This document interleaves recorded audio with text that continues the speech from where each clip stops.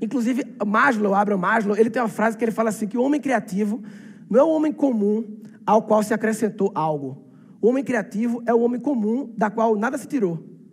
Nós nascemos criativos, criança é um bicho criativo, né? Criança é louca, criança pira, criança sempre dá soluções diferentes. Nós nascemos criativos e nós desaprendemos a ser criativos ao longo da vida.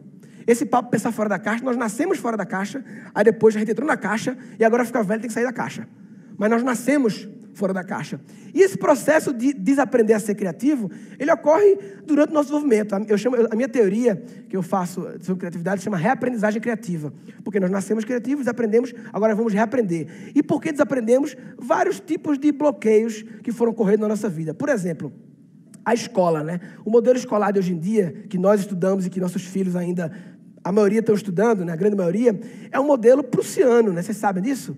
A escola, o modelo de escola foi criado na Prússia, na época da Revolução Industrial, que eles criaram esse modelo de educação, que foi feito com mindset industrial, por isso a escola foi modelada por uma indústria. Toda escola parece com indústria, um presídio ou um quartel, toda escola. Seres humanos vão para um lugar com muros altos, tem que chegar cedinho, aí fica separado em salas, todos com fardas, aí tocam a sirene, eles vão para o pátio, tem o sol e comer um lanche. Assim é a escola, assim é o presídio, assim é o quartel, assim é a indústria. Porque foi essa mentalidade que criou o modelo escolar, que é um modelo extremamente industrial, em que a criança é o produto que entra na esteira, ele vai na esteira aqui, conteúdo primeira série, conteúdo segunda série, conteúdo terceira série, conteúdo quarta série. Todas as crianças, na mesma ordem, recebem os mesmos conteúdos, na mesma velocidade, e são testados do mesmo jeito, como se elas fossem todas iguais. Como se fosse uma simples matéria-prima de uma indústria, que vem, passa por um processo e sai todo mundo.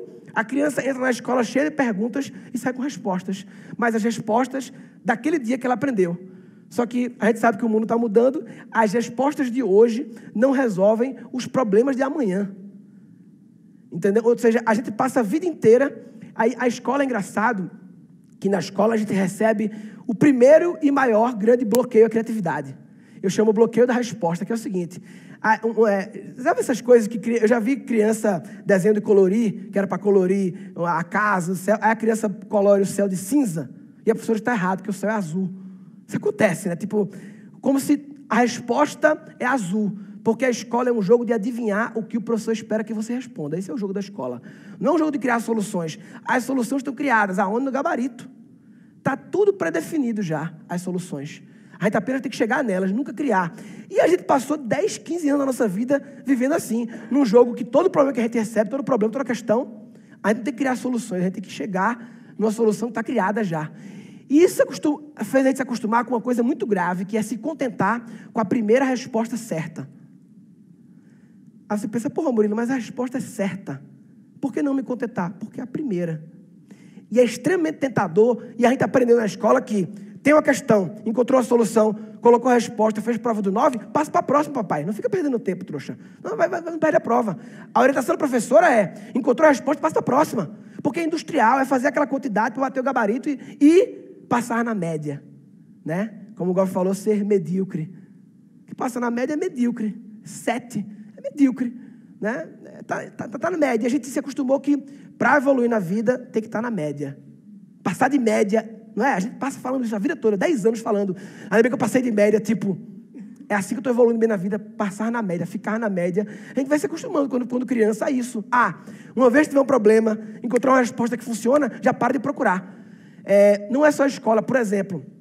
Vê como algumas coisas simples vão bloqueando a nossa capacidade de pensar diferente. Você vê Lego. O Lego hoje em dia, tem aquele Lego do Batman, né? Aí tem o Lego do Star Wars, tem o navio de Lego, o castelo de Lego. Quando eu era criança, o Lego era um bocado de peça solta colorida. E a brincadeira era criar. Hoje, já vem criado.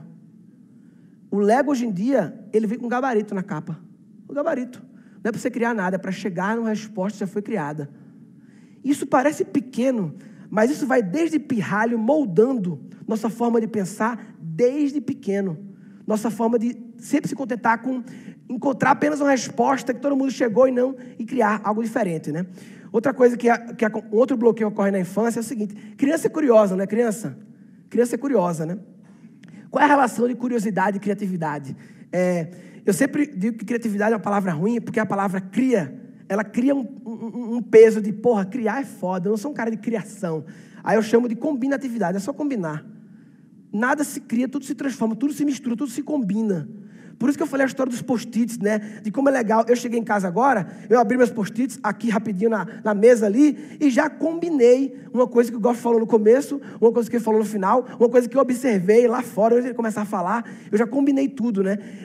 Steve Jobs não criou o iPhone. Porra, existia Palm, existia celular, existia touchscreen, existia bateria de lítio, existia sistema operacional, existia um monte de coisa. Ele apenas combinou de uma forma tal que ninguém havia combinado anteriormente.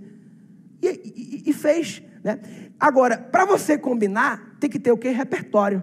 Repertório de muitos inputs. Aí é onde entra a curiosidade. Pois, tem que ser curioso. Mas por que tem que ser curioso? Tem que ter um why. Por quê? Porque ser curioso implica ser uma máquina de caçar inputs diversificados de vários assuntos que podem vir a combinar e gerar algo foda. Eu morei em 2014 no Vale do Silício, um programa lá, Singularity, e eles falavam que o profissional foda tem que ter conhecimento em forma de T, né? Conhecimento aqui é o seu conhecimento vertical profundo de um assunto.